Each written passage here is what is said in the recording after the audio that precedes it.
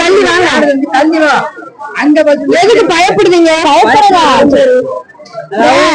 எதெல்லாம் மாலை போடுறான் எப்ப வந்து ஆரம்பிச்சாங்க முதல் தடவை நான் வந்து இறங்கி எனக்கு அவனை மாலை கொடுத்தது அதனால போறேன் சொல்லி இப்ப பேட்டி எடுக்கிறீங்க. ஆமா பேட்டி எடுக்க. இப்ப வந்து இந்த தம்பிக்கு வந்து சின்ன வயசா நம்ம வந்து இதனால வரைக்கும் இந்த பெரியவங்க தான் பாத்துருக்கோம். எல்லாமே பசங்க சின்ன பிள்ளைங்க வந்து யாரும் போட மாட்டாங்க, பெரியவங்க தான் போடுவாங்க. பையனுக்கு உடம்பு சரியில்லாம இருந்தது, அவனாதான் ஆடி காளிவேஷம் போடுங்க அப்படின்னு சொல்லி ஃபர்ஸ்ட் போடுங்க காப்பாத்தி தரேன்னு சொல்லி பையன் தான் சொன்னாங்க.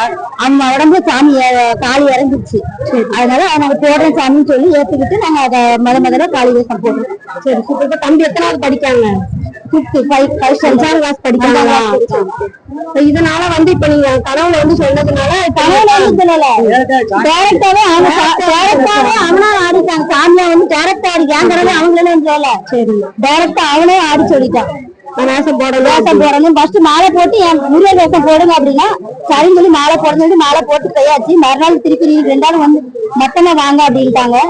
சரின்னு சொல்லி நாங்க 4 பேரும் மறுநாள் காலையில வந்து கோயில் வாசல் முன்னாடியே நின்று நீங்க முருகன் வேஷம் போட வேண்டாம், ஏன் காளி வேஷமே போட்டுருங்க, பையனை சரியாக்கி தரேன் அப்படின்னு சொன்னதால சரின்னு சொல்லி விட்டுக்கிட்டு காளி வேஷம் போட்டேன். சரி உங்களுக்கு எந்த ஊர்ல இருந்து வந்திருக்கு? பிள்ளையார் மணந்து கிட்ட பக்கம் பிள்ளையார் கோட்டை. சரிம்மா ரொம்ப நன்றி. மேல மேல வந்து உங்க குழந்தைக்கு படிப்பு வந்து இன்னும் கொஞ்சம் அதிகமாகிறதுக்கு நாட்டாவோட அருள் கிடைக்கும் அப்படிதானே? ஆமா, அது நம்ம தான் போட்டிருக்கோம்.